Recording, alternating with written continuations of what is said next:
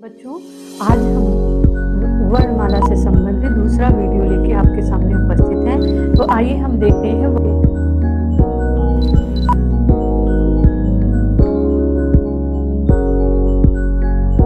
बच्चों, आज हम वर्णमाला से संबंधित दूसरा वीडियो लेके आपके सामने उपस्थित हैं। तो आइए हम देखते हैं वर्णों के उच्चारण स्थान। पिछले वीडियो में आपने समझा कि वर्णमाला क्या है और वर्ण कितने होते हैं, यानी स्वर कितने होते हैं और व्यंजन कितने होते हैं और कुल वर्ण कितने होते हैं। तो बच्चों बताओ कितने होते हैं। तो व्यंजन यदि कुल पूछा जाए तो 52 होते हैं। उसके बाद दो भागों में विभाजित होते हैं। स्वर कितना होता है, तो स्वर 11 होता है। इन दोनों बातों को आप ध्यान में रखिए। व्यंजन को तो कई भागों में बांटा गया, उसे अलग अलग होते हैं कि अस्पष्ट व्यंजन कितने होते हैं, तो वो 25 होते हैं। जैसे हमने कहा था कि 5 वर्ग होता है, पांचों वर्ग में 5-5 वर्ड होते हैं, तो इस तरह 5 × 5 यानी 25। उसके बाद ऊष्म व्यंजन कितने होते हैं, तो 4 बताया था। और अंतस्थ व्यंजन कितने होते हैं बच्चों, तो वो भी 4 होते हैं।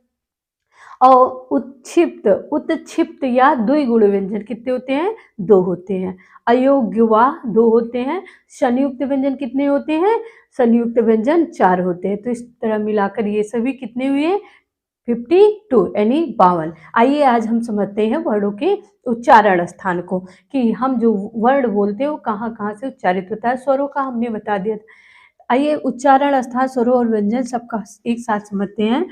तो देखिए कंठ, कंठ से बोले जाने वाले वर्ड। तो देखिए कंठ से क्या क्या बोला जाता है, यानी का वर्ग पूरा। ऐसे भी हम कह सकते हैं कि का वर्ग, यानी ये वर्ग पूरा। इस वर्ग में आप जानते हैं ना 5 वर्ड आते हैं, तो हम सीधे कह सकते हैं कि का वर्ग। या फिर ऐसे कह सकते हैं का, खा, गा, घा और इंग्या। ये क्या है, इनका उच्चारण स्थान मुख्य रूप से कहाँ पे है, कंठ से। यानी हम बोल के देखते हैं तो का, खा, गा, घा, इंग्या, यह कहाँ से स्वर निकल रहा है, तो हमारे कंठ से निकल रहा है। मुंह का कोई रोल नहीं है, बस मुंह खुल रहा है। यहाँ हम बोलते जा रहे हैं और अंदर से आवाज निकलती जा रही है। फिर आइए हम चा को, तालु देखते हैं। तालु का उच्चारण स्थान, तालु के उच्चारण स्थान में कौन आता है, तो हम कह सकते हैं सीधे चा वर्ग। या फिर ऐसे कह सकते हैं कि चा वर्ग में कितने वर्ड हैं, 5। तो ऐसे कह सकते हैं चा, छा, जा, झा और इया। ये कहाँ से इनका उच्चारण होता है, तो इनका उच्चारण ताल से होता है। कल हमने बताया था ना कि सा जो सेकंड वाला शाह है, उसको जो बोलते हैं, जीभ को कहाँ टच कराते हैं, दांत के ऊपरी वाले भाग यानी तालु के पास। तो ऐसे आप देखिए चा, छा, जा, झा और इया, इनका उच्चारण स्थान जब आप क्या करते हैं, जब बोलते हैं तो देखते हैं ना इनका उच्चारण स्थान कहाँ है। आपकी जो जीभा है तो वो तालु से टच करती है, तुरंत आपको पता चल जाता है। फिर आइए हम देखते हैं मूर्धा।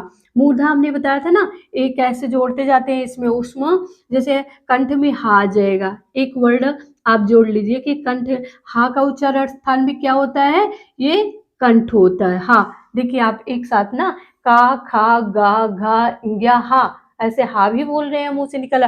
फिर हम तालु की बात करते हैं, चा, छा, जा, झा, इया, शा। अभी शाह हमने पहले ही बताया था ना आपसे कि जो सा है ये वाला, इसका उच्चारण स्थान कहाँ है, तो तालु है। फिर आइए मूर्धा पे। तो हमने मूर्धा बताया था कि मूर्धा का उच्चारण स्थान, मूर्धा किसे कहते हैं, जब जीवा को तालु से और ऊपर ले जाते हैं, यानी जीभ को पूरी तरह ऐंठ लेते हैं, तो जो जीवा है वो तालु के और ऊपरी भाग में जाके जब टच करती है तो उसको हम मूर्धा कहते हैं। और इसके उच्चारण स्थान को देखते हैं कि इसमें कौन कौन से वर्ड आते हैं।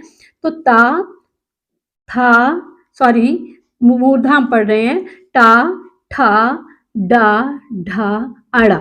और इसके साथ साथ हमने आपको एक वर्ड बताया था, क्या, शा।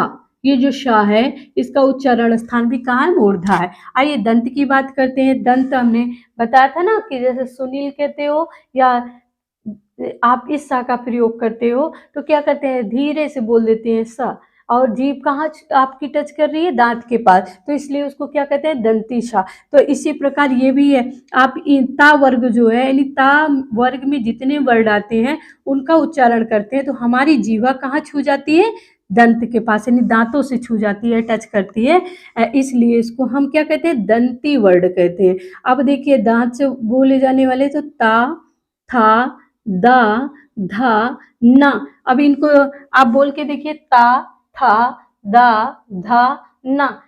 आपकी जो जीवा है वो दांत से टच कर रही है। इसके साथ साथ एक वर्ड हमने बताया था कि जो सा है, अब देखिए इसका उच्चारण स्थान कहाँ होता है, दांत के पास, यानी आपकी जीवा दांत से जाकर टच करती है। तो तीनों शाह आ गया बच्चों, दंती शाह हमने ऐसे पढ़ाया था ना, तालव्य शाह और मूर्धा शाह। और ये देखिए ऊष्म व्यंजन आ गए ना, ऊष्म व्यंजन, इनको क्या कहते हैं चारों को, सा, खा, शा, हा। अब ये चारों क्या है, 1 2 3 4, अब ये भी आ गया ना, इनका उच्चारण स्थान कहाँ से होता है, ये जो ऊष्म व्यंजन है इनका ऊष्म।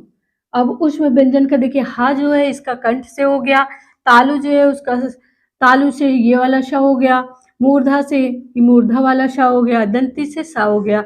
आइए हम देखो ओष्ठ से उच्चारण करने वाले, जिसमें ओठ का रोल होता है, वो ऐसे उच्चारण स्थान से किन वर्ग को हम उच्चारित करते हैं, तो इसमें पा वर्ग को उच्चारण करते हैं। यानी पा वर्ग वर्ग कहा तो पांचों वर्ड आ गए। तो देखिए हम बोल के देखते हैं, पा, फा, बा, भा, मा। पा, फा, बा, भा, मा। वा, आप वा कहते हैं ना, वा, तो वा भी इसमें आ जाता है, वा। वा को भी हम ओठ से ही उच्चारित करते हैं, ओठ से करते हैं ना वा। अब देखिए इंग्या पे चलते हैं हम, एक कुछ नासिक वर्ड होते हैं, ये हमेशा पूछे जाते हैं कि नासिक से उच्चारण होने वाले वर्ड। तो आइए हम देखते हैं कि ना, देखिए सॉरी, इया, इया आ गया ना, इंग्या, इया, ड़ा, ना, मा, अन, अन, मतलब ये वर्ड जो है इंग्या, इया, ड़ा, ना, मा, अन, ये जो वर्ड हैं इनके उच्चारण में क्या है, हमारी जो साउंड है, आवाज है, वो कहीं ना कहीं नाक से जाके टकराती है। बोल के देखिए, आपने कहा इंग्या, इंग्या, मुंह बंद हो जाता है, नाक कहीं ना, नाक से कहीं ना कहीं साउंड जरा जरा से भीनी भीनी आने लगती है, इंग्या। और क्या, इया, और क्या, णा, और क्या, आगे भी देखिए, माँ, और क्या, माँ के बाद भी कुछ है। अब देखिए माँ के बाद है ना अन, अन है ना, अन को भी हम बोलते हैं। तो क्या, उसकी साउंड जो होती है वो नाक से टकराती है, जरा जरा से आवाज जैसे लगता है मुंह से ना निकल कर वो नाक से निकल रही है। न कहते न, अंग, अन, ना, ला। आप ऐसे वर्डों को बोल के देखिए, तो ये वर्ड किसमें आते हैं, नासिका में। आइए हम कंठ को देखते हैं, कंठ और तालु। कंठ और तालु से बोले जाने वाले वर्ड हैं ए, ऐ, ए, ऐ। कौन से वर्ड है, ए और ऐ, इनका उच्चारण कहाँ से होता है, तो ए, ऐ का उच्चारण हम कंठ से करते हैं, कंठ और तालु से। और कंठ और ओष्ठ से उच्चारण, यानी कंठ और ओष्ठ दो दो क्यों लिखा, क्योंकि दोनों का प्रयोग एक साथ हो रहा है। देखिए कंठ और ओष्ठ, देखिए हमने यहाँ का बोला था ना, का, खा, गा, तो कंठ बोला था, उसके साथ ओष्ठ का प्रयोग नहीं हुआ था। देखिए कुछ ऐसे वर्ड हैं जिसमें दो दो अंगों का एक साथ प्रयोग हो रहा है, तो कैसे, कंठ यानी अंदर से भी आवाज आ रही है, प्लस ओठ की भी भूमिका है। तो ऐसे वर्डों में कौन कौन से हैं, ओ, औ, कौन कौन से आ रहे हैं बच्चों, तो ओ, औ। देखिए बोल के देखिए, आप कहते हो ना ओ, अंदर से स्वर आ रहा है, आवाज जो साउंड है आपके गले के अंदर से आ रही है। और ओष्ठ, देखिए ओष्ठ अपने आप उसकी भूमिका हो जाती है, यदि ओष्ठ की भूमिका न रहे तो ओ नहीं बोल सकते, औ नहीं बोल सकते। देखिए ओ, आप ओठ बनाए ना, ओ, औ, साउंड अंदर से आई, लेकिन ओठ अपने आप खुलने और सिकुड़ने लगा। तो ये रहा बच्चों वर्णों के उच्चारण स्थान, जो कि इम्पॉर्टेंट है। कहीं ना कहीं से एक वर्ड उठा के दे देंगे और आपसे पूछ लेंगे कि इनका उच्चारण स्थान क्या है। आइए इसी प्रकार हम देखते हैं, कभी कभी हम क्या करते हैं कि लिखते समय बहुत सारी वर्तनी अशुद्धियां होती हैं, या फिर हम असावधानियां कर देते हैं, मतलब कि सब सावधानियों को ध्यान में नहीं रखते हैं, असावधानी पूर्वक हम लिखते हैं, मतलब जल्दी जल्दी लिख रहे हैं, और जो हमारी हैबिट है, आदत है, उसी के अनुसार हम लिखते जाते हैं, और उसी के कारण कभी कभी क्या होता है, हमारे शब्द अशुद्ध हो जाते हैं और हमारे नंबर कट जाते हैं। आइए हम देखते हैं हिंदी भाषा में वर्तनी संबंधी अशुद्धियां। देखिए ये बा है, ये क्या है, बा। और ये क्या है, आप पहचानते होंगे वर्ड, अभी तुरंत ही पहचाने हैं, वाह। तो बा और वा में जरा से अंतर है। क्या? ये फेट चीरना, बीच से एक पाई लगा देते हैं ना, तो फेट चीरना हम लोग बचपन में कहते हैं ना, पेट पेट चीर दिया इसका। तो क्या वो जो पाई लग गई, ये बा बन गया। लेकिन ये वा है, वा में कोई पाई नहीं है, जैसे आधा का बना है, तो उसी प्रकार है।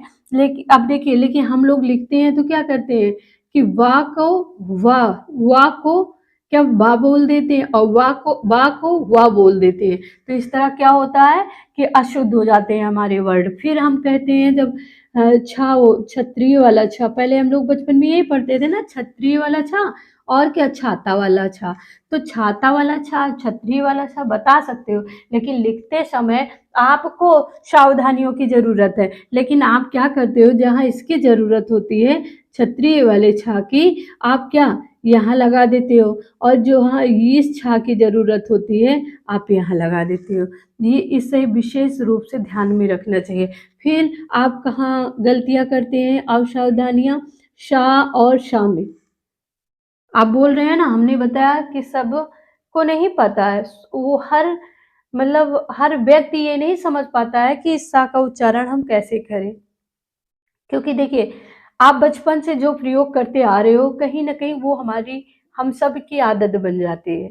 और क्या करते हैं कि बहुत कोशिशों के बावजूद भी हम लिखने बैठते हैं, एक राइटिंग देते हैं कि जल्दी-जल्दी लिखें, कुछ प्रयास करें, तो उसमें क्या होता है कि गलतियाँ हो जाती हैं।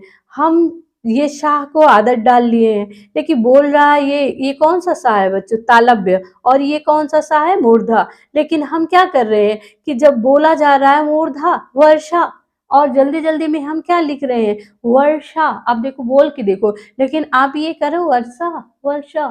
अब ये वाला सा का प्रयोग कर दे रहे हो। जैसे हो गया राशि। अब राशि, तो क्या किया आपने?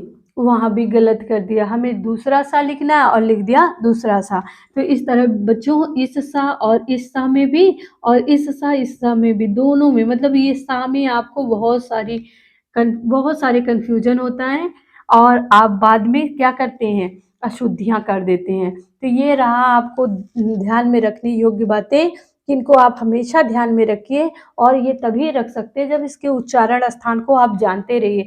कोई बोल रहा है, आप उच्चारण स्थान को जान रहे हैं, तो कभी भी आपसे अशुद्धियाँ नहीं होंगी। फिर आइए हम देखते हैं हिंदी भाषा को लिखते समय, ये तो उच्चारण करते समय है। उच्चारण देखिए अलग-अलग है ना, हिंदी भाषा में वर्तनी संबंधी, यानी वर्तनी है। थोड़ा-सा दोष है कि कभी-कभी हम उच्चारण में गलती करते हैं, और क्या, या कभी-कभी किसी को सुनकर हम गलत समझ लेते हैं। लेकिन कभी-कभी हम स्वयं क्या करते हैं, ना तो उच्चारण करने में गलतियाँ कर रहे हैं, ना किसी की सुनी हुई बातों पे, बल्कि हम लिखते वक़्त असावधानियों के कारण भी क्या करते हैं, गलतियाँ कर देते हैं। तो आइए देखते हैं, जैसे ये था है, बच्चों ये देखिए आप, क्या है, था, और ये या है। लेकिन हम लोग क्या करते हैं, अक्सर गलतियाँ कर देते हैं। जो या है, या पे पूरी रेखा होगा। रेखा आता है ना कि पूरे वर्डों की रेखा, आधे वर्डों की रेखा, और खड़ी रेखा है, तिरछी रेखा।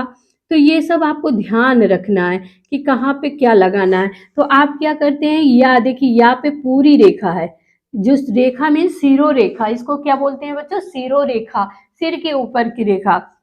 तो यहाँ हम क्या करते हैं, यहाँ पूरा लगाते हैं। लेकिन था पे क्या है, था पे पूरी रेखा नहीं, आधी रेखा है। लेकिन हम क्या करते हैं, जब लिखने लगते हैं, ऐसे था लिख के ऐसे पूरा कर देते हैं।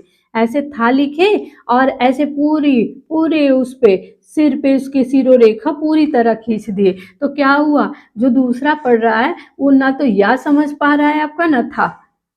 ढेर सारे कन्फ्यूजन है कि आप था लिखे हो या लिखे हो। उसके बाद फिर आइए देखते हैं, आप भा और माँ में गलतियां करते हैं। भा और माँ में, माँ में क्या होता है, पूरी रेखा, लेकिन भा में आपकी क्या, आधी रेखा। इसको बताना है आपको, कहीं पूछा जाए तो आपको तैयार होना चाहिए कि ये भा पे क्या है, पूरी रेखा है, या पे क्या है, पूरी रेखा, लेकिन था पे पूरी रेखा नहीं है, आधी रेखा है। भा पे क्या है, पूरी रेखा नहीं है, आधी रेखा है। फिर आप कहाँ और सावधानियां करते हैं, आप यहाँ पे करते हैं खा और खा। देखिए ये खा है, लेकिन इसको हम क्या पढ़ लेंगे, इसको रा व रव पढ़ सकते हैं, इसको क्या पढ़ सकते हैं बच्चों, राव पढ़ सकते हैं। देखिए आपने लिख दिया ना, थोड़ा स्पेस दे के लिख दिया, जगह दे के आपने लिख दिया, रा इतनी दूर पे लिख दिया। आपका मकसद है खा लिखना, लेकिन आपने क्या किया, सीधे रा बनाया, वा बना दिया। तो ये क्या होगा, दूसरा पढ़ने वाला खा ना समझ के इसको रा और वा समझ लेगा। लेकिन आप क्या लिख रहे हो, खा। आपकी नजर में क्या है, खा है, लेकिन दूसरे की नजर में ये खा नहीं है, बल्कि खा कैसे बनता है, ऐसे बनता है। खा ये शुद्ध है, लेकिन ये शुद्ध नहीं है, यहाँ रा और वाह होने की भी शंका है। आइए आगे देखते हैं हम कि कहाँ कहाँ गलतियां करते हैं। जैसे आ है, छोटा आ हो या बड़ा आ, ओ, आओ, अन, आह, था, धा, भा, इन वर्डों पर देखिए हमने खींचा है ना, आधी शिरो रेखा होनी चाहिए। मतलब ये जो आ है, इसका जो मुंह शुरू होता है, यहाँ से हमें पाई नहीं खींचनी चाहिए, बल्कि कहाँ से, जो खड़ी पाई है इसके ऊपर छोटी सी पाई, बेड़ी पाई लगाना चाहिए। देखो आ पे है, बड़े आ पे है, ओ पे, आओ पे, अन पे, आहा, था पे देखिए जब इसको मिला देंगे तो पता नहीं चलेगा ये था है क्या है।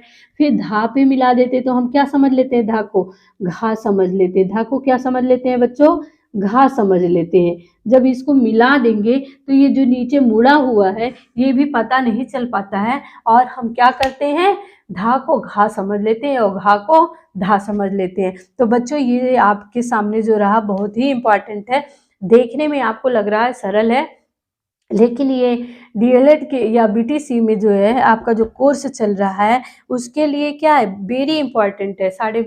आपको 25 नंबर का ये पेपर होता है, तो आपको जिसमें से 12.5 लाना है, तभी आप क्या करेंगे, क्लियर कर पाएंगे पेपर को, नहीं तो आप फेल हो जाएंगे। और ये जो पूछा जाता है वर्डों से, आप देख लीजिएगा उठा के, हर बार 3 प्रश्न 4 प्रश्न यहीं से फंसते हैं आपकी, कि ये कौन सा है, या फिर इसमें सावधानियां हमें क्या बरतनी चाहिए, या फिर इस पे कौन सी सीरो रेखा होनी चाहिए, या फिर हम किन किन में अशुद्धियां करते हैं, आप बताइए। तो इस तरह क्या होगा, आधे आधे नंबर के प्रश्न पूछे जाते हैं, एक एक नंबर का नहीं। इस तरह आप देखने में लग रहा है कि 12.5 नंबर का, लेकिन आप सोचिए 25 नंबर का, जो 25 नंबर का था वो आधे आधे नंबर का प्रश्न होता है। और यहीं से आप क्या करते हैं, फंस जाते हैं। कभी पूछ लिया कि बताइए ये इस सा का उच्चारण स्थान क्या है, तो आप क्या है, पढ़े नहीं रहेंगे तो आप कैसे आंसर देंगे। आधे आधे नंबर करते करते आपके सारे नंबर खत्म हो जाएंगे। तो धन्यवाद बच्चों, अगली वीडियो के साथ हम फिर आपके सामने उपस्थित होंगे।